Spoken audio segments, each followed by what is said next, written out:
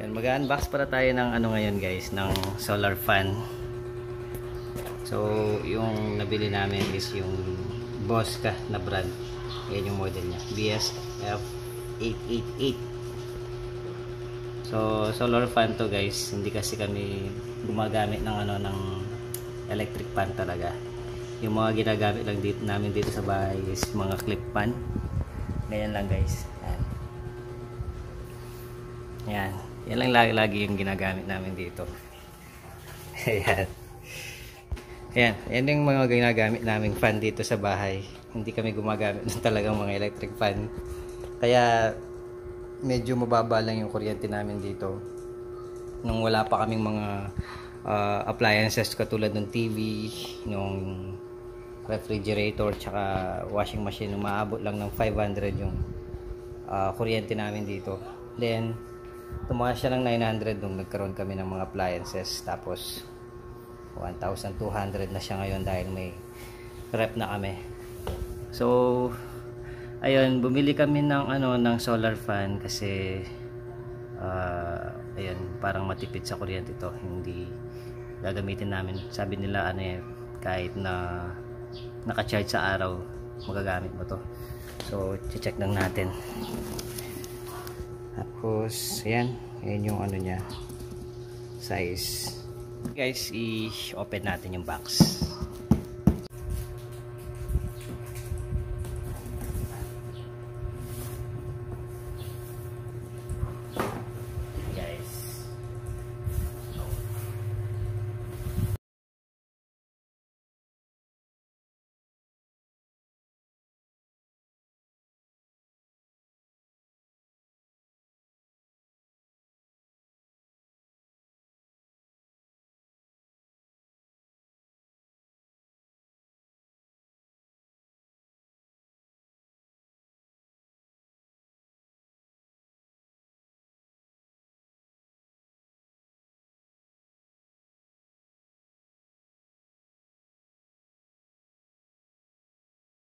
So ayan yung mga kasama niya sa box guys. Yung sa solar, yan. Tapos yung fan, yan. So ito naman yung charger niya sa outlet, yan.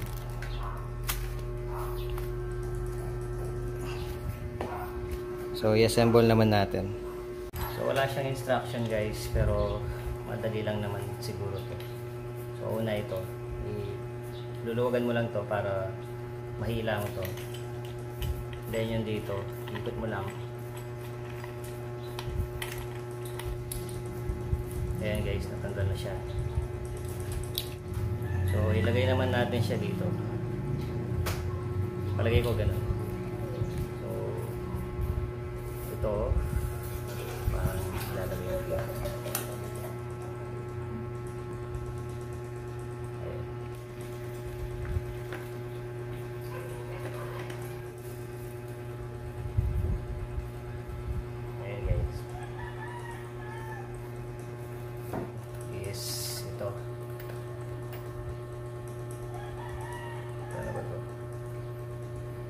Ayun, parang ano naman siya dito. Parang i-atras mo lang ng konti ito.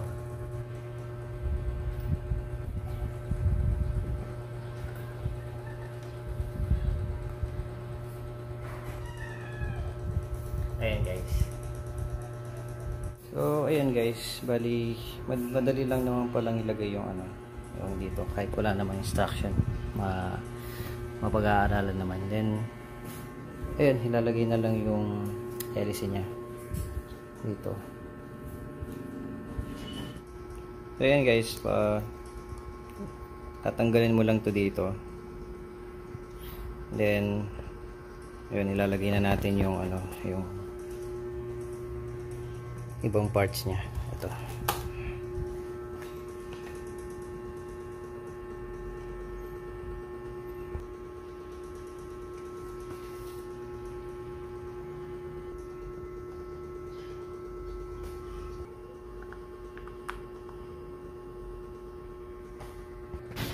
So ayan guys, nailagay na yung ano, yung hélice, no. So madali lang naman siyang i-assemble.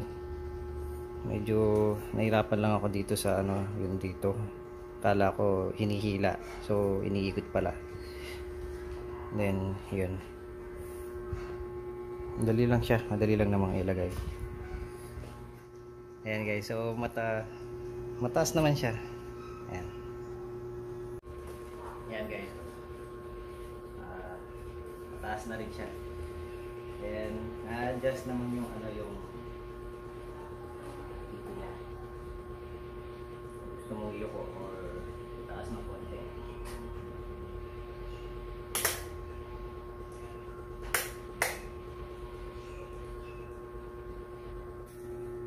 Yan, so hanggang number 3.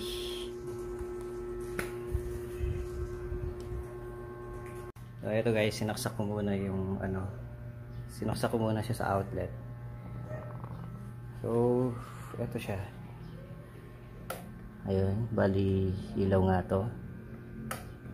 Then number 3.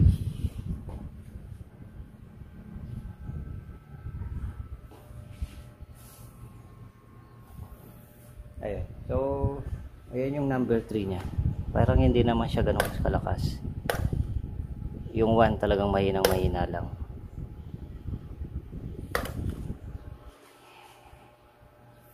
Ayan. So, number 3.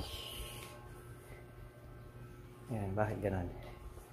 Hindi siya ganun kalakas guys. Yung number 3. Hindi ko alam kung dahil hindi siya hindi pa siya full charge or pero napakahina lang niya. Ayan, parang singlakas lang siya nitong clip pa namin. Ayan. So subukan naman natin yung yung sa solar kung gumagana. Dito ko na lang nilagay yung yung solar guys. Medyo alas 4 na ng hapon dito or 4:30 na pala. So hindi ko alam kung makakuha pa siya ng kuryente niyan. So ayan yung yung fan So nilobat ko muna siya kasi nagka-charge siya kanina dun sa nang nilagay ko dun sa outlet. So check na natin guys. Ito, bali medyo mahaba naman ng konti yung wire niya. Ayan. So ganun lang din, dito lang din siya ilalagay.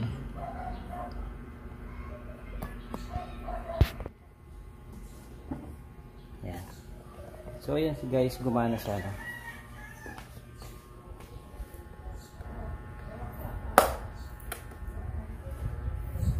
Yun.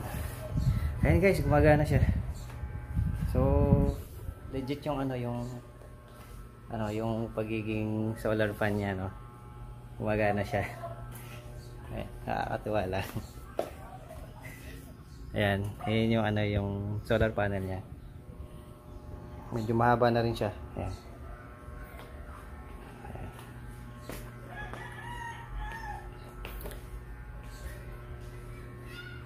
Ayan. So pagdating sa sa lakas ng fan, sakto lang, hindi naman siya medyo mahina nga lang siya. Hindi siya kasing lakas ng mga talaga yung mga talagang electric fan. Parang minsan palagay ko siguro kasing lakas na lang to or mas malakas lang siya ng konti dito sa clip fan. Pero pwede na kasi kung hindi mo naman siya ilalagay sa outlet, hindi naman siya kukonsumo ng kuryente sa bahay. Pwede na iyan mo na lang yung sa solar na lang. Solar panel na lang yung yung gamitin mo. Ayan. So ayun, gumagana siya. So malaking tulong to kasi hindi ka naman gagamit ng kuryente. Then pag walang kuryente, pag brownout dito sa bahay, at least mayroon kaming fan na magagamit. Ayan. So yun lang, okay naman yung Ayan, ito yung yung solar panel. Dito ko na lang nilagay. Ayan, ayan yung wire niya guys. Ayan. So ipoposisyon ko na lang kung saan ko talaga ilalagay yung solar niya para magamit talaga siya. Pero ayun nga, gumagana naman yung gumagana talaga.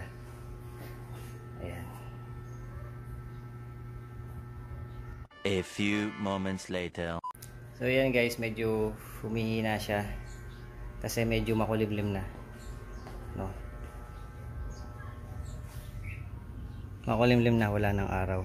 So bukas ulit guys, itatry namin para makita natin kung mas kung gaano siya kalakas pagka tirik na tirik yung araw. Ngayon kasing chinak namin, makulimlim na.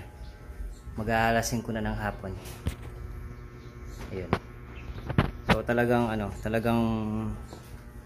yan, umiikot na lang siya, wala nang wala nang hangin, hindi na siya, parang gumagana lang siya, saktuhan lang. So yan, natin bukas, i-try natin ulit bukas. The next day.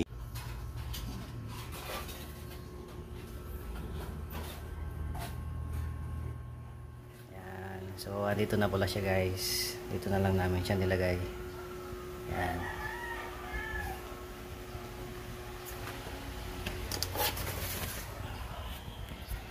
Ayan, diretso yan sa bubong.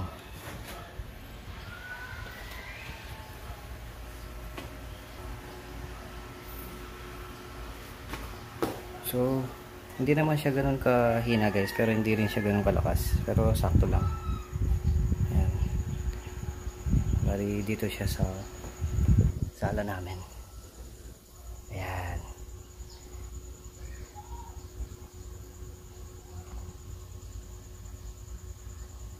So yan guys, kung gusto niyo bumili ng ganitong item, sa Lazada ko siya binili.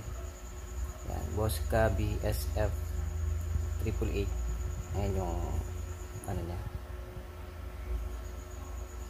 BSF 888. Yan yung model number niya. Yan.